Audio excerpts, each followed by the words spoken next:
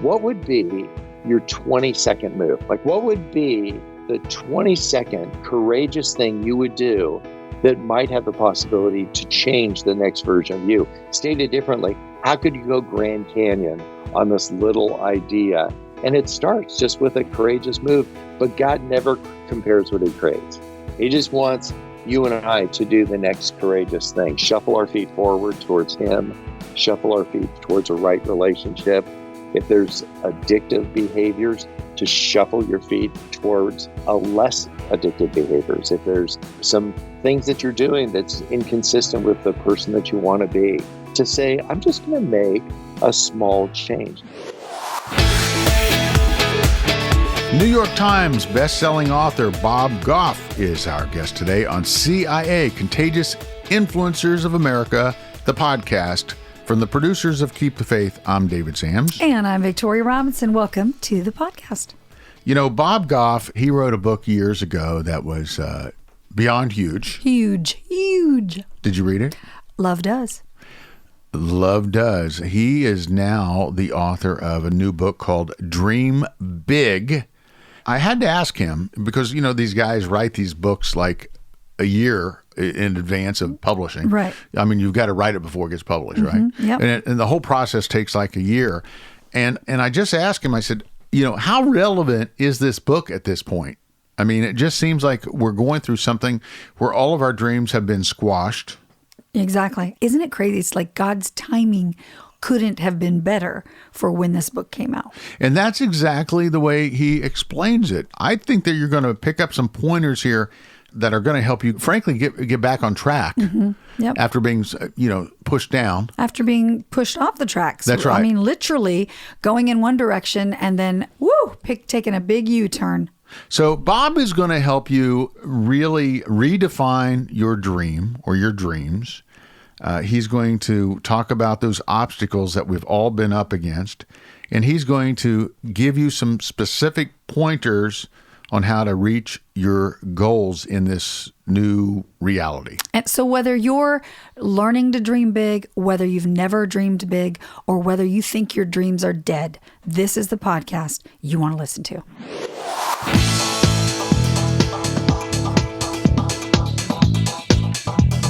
Hello, it's Bob here. Bob, David Sams.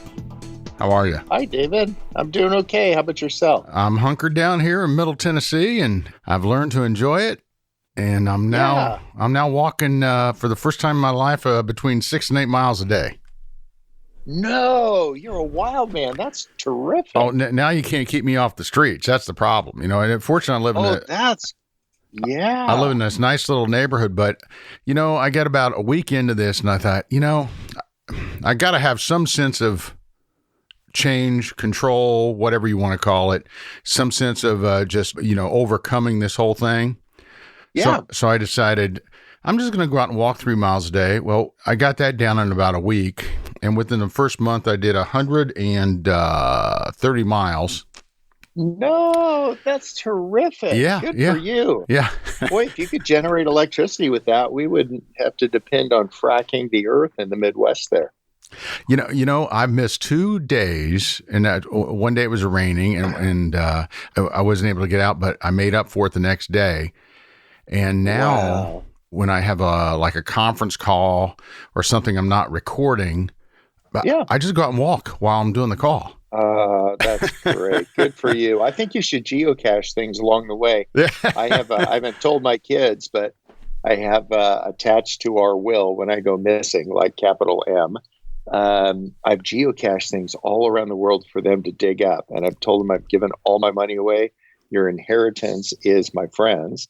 But I'm giving them 3 plane tickets, and the 3 of them can go around and find all the stuff I buried for them. So it's just been kind of this fun thing. So I think on your hikes, you should take a different route each day and geocache some stuff. The neighbors will be wondering why you're digging in their front yard, but like whatever. Yeah, right. Well, deal with it. Let's hope that your kids have the ability to get on an international flight at some point soon. I mean, DOA. You spend in the old days, I used to actually travel places, and now it's like yikes. I was going to say, you spent a large part of your life doing this international travel, working overseas. Weren't you even an ambassador someplace? Yeah, still serve as the Consul General for the Republic of Uganda. Oh, okay. All right. Well, yeah. So what are you doing? You're zooming to Uganda now, or how do you? No, I've been going back and forth there for almost 18 years, but I just don't travel anymore because these planes are creeping me out. I'm not a germaphobe, but I'm medium smart, and that's just not the place to be right now. So I thought Zoom was the sound an airplane made until 6 weeks ago. I'm like, oh my gosh, we're all going to be doing some PTSD work around Zooming. So you have this new book, and great title, Dream Big. And I suppose when you wrote it, obviously things were different. So looking back on that time, I mean, you're usually, a year or so out by the time you write something, by the time it gets published? Yeah, I think that's kind of the arc, but I think it's really appropriate right now because people are starting to emerge and to say, Earth stopped spinning 6 weeks ago, and people are saying, what's next? And my hope is that in the subtitle of the book, it really appropriate for this time, like know what you want, why you want it, and what are you going to do about it? So for all of us, those are the questions. It was the question Jesus asked the blind guy, like, what do you want? The blind guy had an opportunity to figure that out. I don't think Jesus was confused. I think that's a great question for all of us to ask, like, what do you want?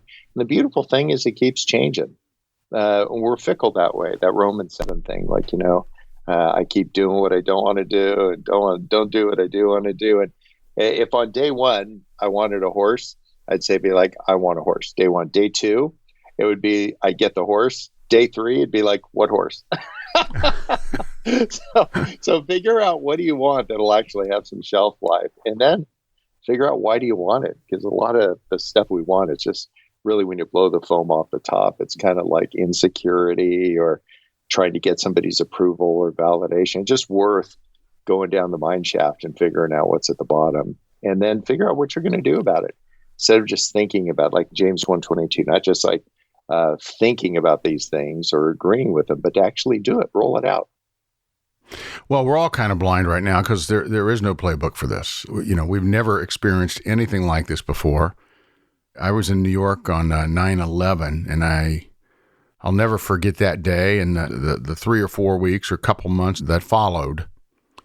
But wow, I mean, for the entire world all at one time to be quarantined, to be dealing with this, to be all the rules change.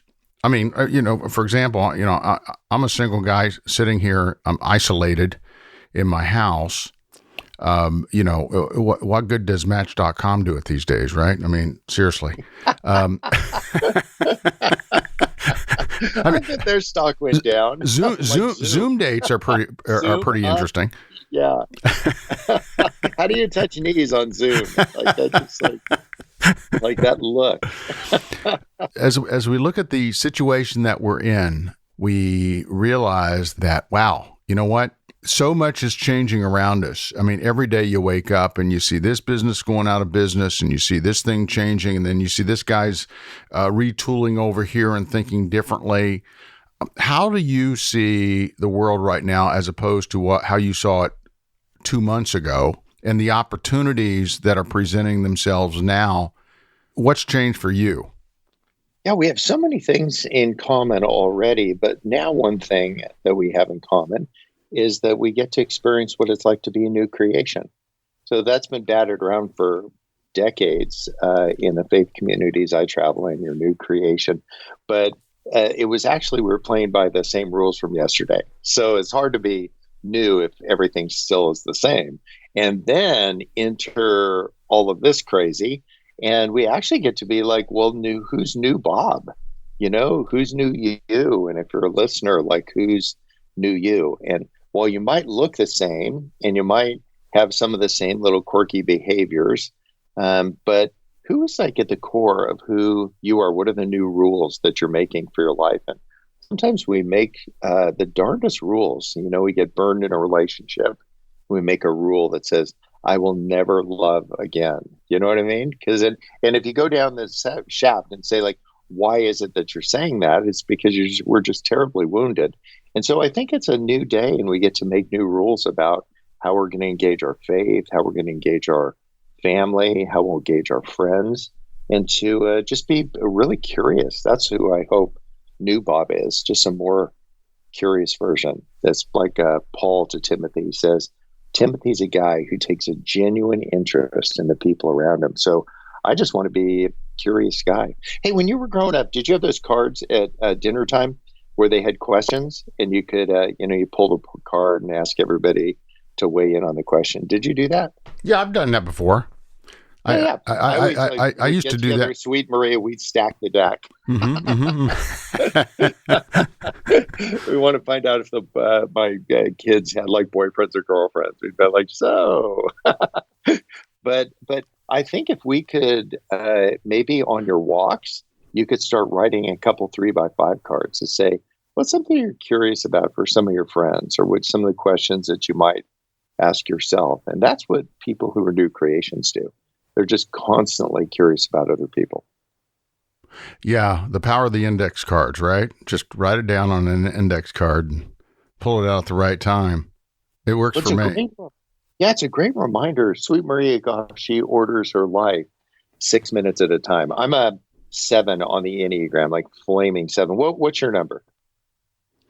Probably a 7. Yep. Yeah, that would make sense with what you do and spreading a lot of hope and joy, all that. But Maria, by the way, on my good days. Yeah. Well, like all of us, we have a front side and a back side to that wave. So a 7, when they're like operating, healthy, then they're actually asking questions and they're curious and all that. If they're like kind of in an unhealthy place, they're like Tigger. They're just like bouncing off everyone. Well, Sweet Maria Goff, my polar opposite, super organized. She orders her life like 6 minutes at a time. She'll actually have a timer. She'll use the power of the index card. She'll say, this is the next thing I'm going to do for 6 minutes. And she'll already have those in order for the day. Isn't that great? And that's fantastic. She'll take a stack of cards and she'll just do that. Now me, I'd be like ready, shoot, aim. I'm just so fully in the moment. I love what you guys in Tennessee always, you say 2 things that always cracks me up, like might could. I'm like, what is that? Does that like mean maybe? And then I could. And then you also have this saying, to be where your feet are. And I love that saying. That's one thing that I would hope for people during this time, that we would actually not just be in proximity with the people we're near, but we'd actually be present with them. We'd be where our feet are. And your feet are supposed to be 6 feet apart. But what if we were just fully present, living lives undistracted? I think that would be a recipe for some great conversations, to be really with people and to be more curious, more dialed into their thoughts and their ideas than you are about your own. So for folks who are in a situation right now where they have possibly lost a loved one, possibly lost their job or jobs, possibly be still attempting to get their unemployment check, their backs are up against the wall, okay? And here we're talking about dreaming big. Now, 2 months ago, they had grandpa or grandma or mom or dad, whoever they lost. 2 months ago, they had that job or two. They seemed to be on top of things. They were looking forward to spring training and the baseball season and getting out there and maybe taking a little weekend trip someplace. And then all of a sudden, Corona gets into their house, steals all the tools out of their toolbox. And now they have an empty toolbox, totally empty toolbox. let's help them out for a few minutes, okay? Because these are the folks that I think could really use some Bob Goff right now, and we need to help them get back on track. And if nothing else, in the next 20 minutes, we need to help them get back at least a hammer, at least a screwdriver, a couple of the tools. So can you help me with that? Yeah. First of all, to people that are grieving the loss of a loved one, even the loss of some relationships, I think these times have put special stresses on relationships. And so I just don't think that we fix people in those, but that we're just with them. Like I just think Emmanuel, like God with us, and we could be with each other, like kind of be just with them. And while I always have an agenda for me, I don't have an agenda for someone else other than to be fully present there. And so I just grieve with people. God does not grade pain on a curve. Pain is pain is pain. And so I would find some people where you can have a conversation with and just express, these are the setbacks, these are the hurts, these are the deep wounds. I would be mindful about not making agreements with yourself about how you're going to express your love in the future. I will never love like that again because I felt that loss. I'll never risk again because I had a setback. And I think the underlying principle for me is that I'm not making my setbacks campsites. I'm not going to camp out there. What I'm going to do is fully experience it, find a couple safe people to be candid and authentic with. Because I think a lot of times what we try to do, even as a 7, if you're the enthusiast, and a lot of the people that are listening are just joyful, encouraging people. And so sometimes what we do is we skip over what we are actually experiencing because we want to get to making other people experience joy or happiness. I think there's a beauty in just authenticity to say, I don't care what it looks like. Let me just tell you what it is. And we could do that 3 minutes at a time. You could find somebody and to say, let's have a 3-minute phone conversation. And I'm just going to tell you how it is. And the only ground rule is this: don't you dare try to fix me. And second, don't visit this. Don't bring it up again. I'll let you know if I want to talk about it again. And then once I've told you for 3 minutes what's really, really going on, then I want you to tell me what's really, really going on. And so there's something beautiful in that. There's a verse that has meant a lot to me, this idea of making your request known to God. And I think for a God that actually knows what we need before we say we need it, I think it's like making the request known to ourselves. So to really say, this is what I need. What I need right now is to not be fixed. I need somebody to just be with me and to be sad with me for a little bit. And while that can be difficult and feel awkward, what a beautiful thing that we can do. So for the person that's hurting, for the person that has lost a job, I think, half the people listening, are afraid they're going to lose their job. The other half are afraid they're going to keep it. They've moved on from that job that they've got furloughed from a long time ago. And so I'm thinking it's like a new day. Every job I've ever taken, on day one, my starting day, I write my resignation letter. I address it to my new boss, put a stamp on it, and give it to Sweet Maria Goff. And I tell her, if this job ever gets in the way of our relationship or my faith, you mail that thing in. You don't even need to tell me. I'll find out. So I think it can be one thing. You might just say, hey, it's a new creation. It's a new day. Who's new me? I used to be in 110 cities in 10 countries every 9 months. I've been doing that for the last decade. And now it's a total of 0 cities. And that's rounding up. I just don't go anywhere. So it's even new Bob. So what's new Bob all about? And what's he going to do? And what does he want to be? And I don't know, maybe he'll buy a horse. But I'm not going to look for my joy from the horse. I'm going to look for my presence. I'm going to probably get things in pairs. If I bought one bike, I'd instead buy 2. So I could do it with somebody. And I think there's something beautiful about that. So maybe on your walks, you'll enjoy some solitude from being with people all the time. And I'm all for that. And then there's other times that people are living kind of lonely, isolated lives. Just make a phone call to a friend. Let somebody know. Do not be listening to this stuff and feel isolated. You can phone me. I put my cell phone number at the back of 2.5 million books. I get 100 phone calls a day. I've gotten 4 calls since you and I have been talking. Is that crazy? That is like, yeah. Do you actually answer these things? I do. Yeah, I answer them all. I'm not going to interrupt our talk to do that, but there's something beautiful about availability. So this bridges all the socioeconomic divides. You can't decide how tall you'll be or short. You can't decide where you'll be born, but you can decide how available you'll be. So, I've just decided a long time ago I'd be Uber available even before there was Uber. I just said I'm going to be that guy. So you put your phone number. Now, by the way, do you have 2 phones? No, one phone. It's literally ringing right now. I'm not going to let this guy say his name, but here, hang on. Hello, it's Bob here. Hi, is this Bob Goff? This is Mom. Yeah, it's Bob here. Hey, listen, I'm talking to some friends right now, so call me back in about half an hour and I'll talk to you. Bye. Isn't that awesome? 100 times a day, like once every 4 or 5 minutes. Isn't that awesome? What is the most absolute awesome call that you've ever received from someone who got the number in the back of the book?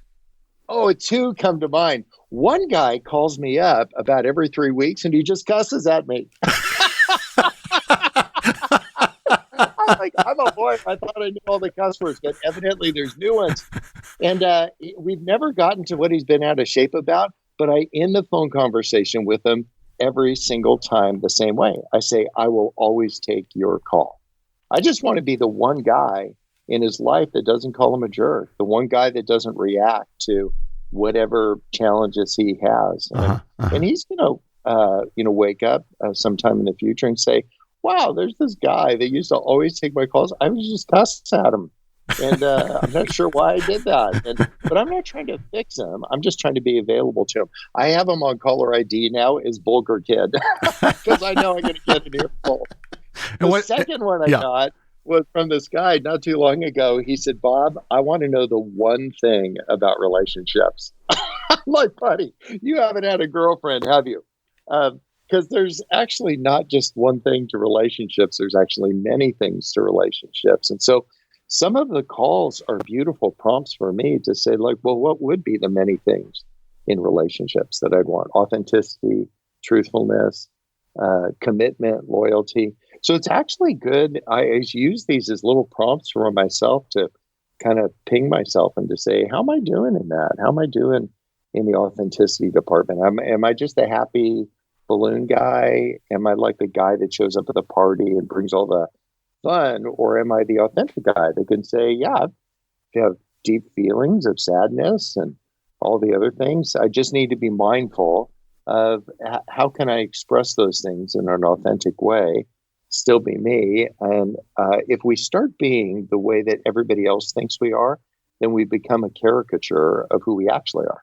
Like we have a role, like if people know you in a certain it's like you've been cast for a part, and the people listening have been cast for a part: boss, husband, dad, mom, and sometimes we can spend our time playing the part rather than working through our faith, working through our insecurities, and it all just means finding a couple safe places and a couple safe people. This gal from Florida, no doubt, read in the back of the book, here's a cell phone number. She wanted to know if it's really true. That's why she said, is this really Bob? And when we say just hello, when we greet people, it's like we let people know it's really true. Like you're not alone. We are available to one another, each in our own way. But I just decided I'll just be available by phone and just take the calls.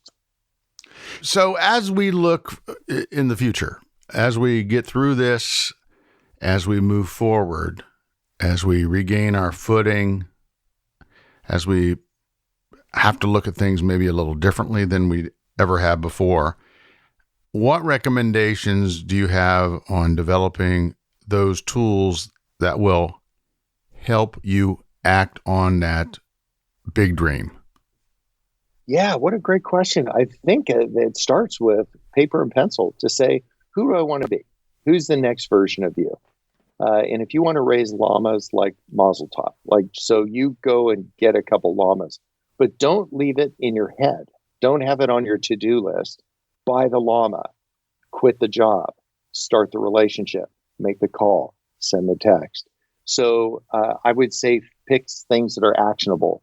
And even if somebody's listening right now, find a wide spot in the road. Don't try to do this while you're driving. And then write down, these are my next courageous steps. I bought in a stroke of financial wisdom, there's this Young Life camp that came up for sale, which is crazy. I love Young Life, but you can't sell a camp. So they put it up for sale. So I bought it. And right at a time that nobody can meet. That's been crazy. Well, one of the things about this camp, my first purchase was an old Jeep, a 1962 CJ5. You know, one of those Army Jeeps. You have that in mind? Mm-hmm, this thing's awesome. Mm-hmm. I mean, it isn't fancy at all. It's all scraped up. The thing about this Jeep, it climbs hills like a billy goat. Here's the problem. It doesn't have any brakes. So we go to the top of the tallest hill, because I'm a 7. And we go to the top of the tallest hill, point it downhill, and just hang on. Don't try to miss the oak trees on the way down. And so I think for some people, this is their life. All gas, no brakes. You can climb a hill like a billy goat, but you've never really learned how to find some rest. And so I think this is an opportunity to find that gear. You found the benefits and the power of just taking long walks. This will probably be a habit of yours for the next 20 years. For other people, find another habit. If you want to be a new creation, you need to carve a new groove in your brain and then go Grand Canyon on it. You need the Grand Canyon started as a trickle, then it turned into a mighty river, and then it went a mile deep. And that's what I want to do. I want to go Grand Canyon on the new version of me. So as a listener, who do you want to be? Not the character, not who somebody else said you were, but who does God say you are? And here's the deal. You don't need to perform. He doesn't need your help. I've asked him. He needs your heart. He just wants you to be the new version of you. Like, what do you want? And then what are you going to do about it? Figure it out and then do it. When I bought the camp, hey, do you remember that movie called We Bought a Zoo? No. Well, it was I missed that one. I'm always dating myself, probably 100 years old. But the guy had lost his wife. And so he is a widower, he has 2 kids, and he's trying to figure out what's next. And he buys a zoo, but he doesn't know how to run the zoo. And so it's all about like, what's he doing? So I feel like when I bought the camp, I bought the zoo. And there's one scene where he's sitting with his son and he says this about relationships. All it takes is 20 seconds of insane courage, and it'll change everything. I promise. And I'm telling you that maybe to a listener, maybe to you and I, as men that are just trying to figure things out, what would be your 20-second move? Like, what would be the 20-second courageous thing you would do that might have the possibility to change the next version of you? Stated differently, how could you go Grand Canyon on this little idea? And it starts just with a courageous move, but God never compares what he creates. He just wants you and I to do the next courageous thing. Shuffle our feet forward towards him, shuffle our feet towards a right relationship.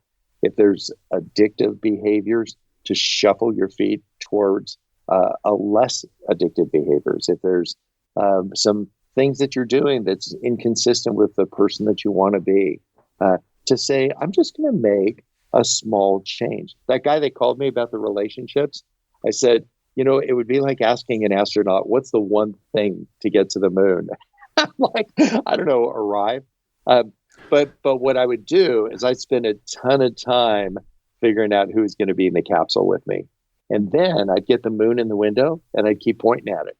And I'd make 1,000 mid-course corrections. And so in answer to your question, I think what I do is be really picky about who you surround yourself with. And I'd make 1,000 mid-course corrections and get whatever it is that you want the most right in the window. And if that's Jesus, you get Jesus. Forget take the wheel, get him in the window, keep pointing at it. If it's a career, if it's a relationship, whatever it is that's most important to you, you get that in the window and keep heading towards it. Beautiful, beautiful. And finally, just tell me one thing that is going to be changed for you forever as a result of this, coming out of this, for you and your wife. Oh, that gets question of the day award. Would you write that down on one of your 3x5 cards? What's something that'll be changed forever? One thing it will be the stories I'll tell. And the things that we do in these 10 weeks will be the things that we're going to talk about for the next 10 years. So not many people are around when Pearl Harbor was bombed. Not many people around when World War I or II was ended. But many people will remember what happened during this 10 weeks. And so I want to fill it with courageous things, small acts of love. Like, you don't need to go to the ends of the earth. Go to the end of your street. Because I'm going to get to know the names of every neighbor on my street. I'm going to have one interaction. I'm going to learn how to bake a pie. And if I'm not very good at it, I'm going to deliver Pop-Tarts.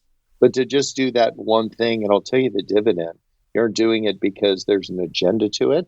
My agenda is to love my neighbor. And just to go like, wow, that's like right back to the most basic thing. So I hope that as a result of this, I'm loving my neighbors better, that I'm more fully present in my relationships with my wife, with my kids, with my friends, with a broader circle of acquaintances. And then I hope that I emerge with some better stories about what it is, not just and then this happened and then this happened, but not what happened, but what it meant to me. And I think if we write these things down on those 3x5 cards, it'll shape our lives. We'll keep revisiting these stories. That's what Jesus did. He always told stories. It said Matthew 13, it said he never spoke to anybody without telling him a story. And I know why, because we remember the stories. I mean, the smartest theologian ever to walk the earth, and he points to two sheep and he says, it's like when one of those gets away. And everybody's like, that happened to me. I hate that.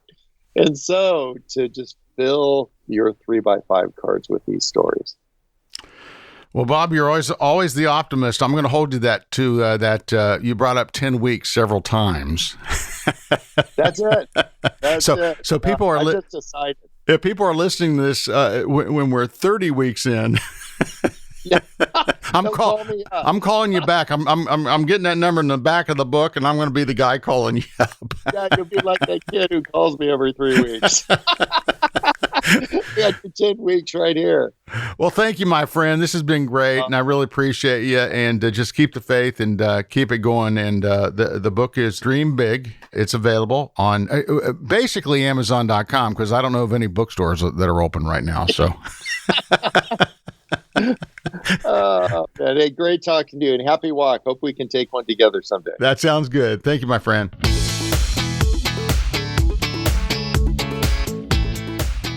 So, Victoria, what did you learn? I learned that I am a dreamer, and I've always been a dreamer. And I like to stay away from dream stealers. That's what I call them. People who say you can't, that'll never happen. So that's what I love about Bob Goff. That's what I love about his Dream Big book, because that's a concept I've tried to keep as a part of my life always. And as I said several times, and I know I'm repeating myself from time to time, but it's as though God gave us all a big time out. Mm-hmm. It's as though, there's a reason that mama bird kicks the little birds out of the nest, because that's the only way you learn to fly. Well, that's very true. And it's not participation awards, that's not a way to learn lessons in life, in my opinion, anyway. And I think you're right, David. We've got to just go for it. And the thing about the dreaming as well is people have been locked up for 3 months, and no better time than now to understand that your dreams don't have to die with this virus. And I've heard a lot of people say, David, on social media, you should be doing this in the time you're at home and reinventing yourself. You know what? Maybe you haven't. Maybe it's just a brand new dream that came for you, and this book will help you get there. I mean, I'm rambling, but I just don't think you should ever stop dreaming. So check out Dream Big by Bob Goff, now available wherever books are continued to be sold, and I think that's only Amazon.com. Yeah. Are bookstores open yet? I don't think so, but I'm not sure. All I wanted to know about was the nail place. I was going to say something about that. The salon's all I cared about.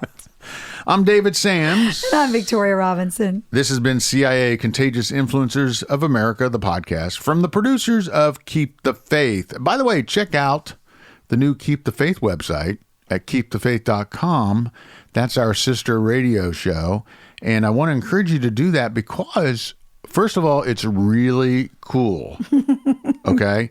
The old one was not so cool. It wasn't. This one's much cooler. It's very cool, and you can just play some tremendous music off of that thing. There's something there for everybody. Yeah, there really is. Mm-hmm. And, of course, you can check out the podcast website at contagiousInfluencers.com. And for those of you who do not know how to spell contagious, well, they do by now, especially with all this COVID stuff, because it's been on the ticker on the bottom of every news station. That's true. Every broadcast. But you know what? For folks that don't know how to spell contagious, we set up another website that just redirects to our website. It's called CIApodcast.com. There you go. So you don't have to wonder if there's a G or a C. Just go to CIA. Okay. Why CIA Podcast, not the CIA. With that. You could have started with that. That's true. That's true. Make sure that you give us a 5-star review. Please rate and review us on whatever platform you're listening to this on. That will really help encourage others to check out the podcast. Yep. So don't forget, keep listening. We appreciate you. And go out there and live that life in living color, because it sure is a heck of a lot more interesting than living it in black and white. We'll see you next time.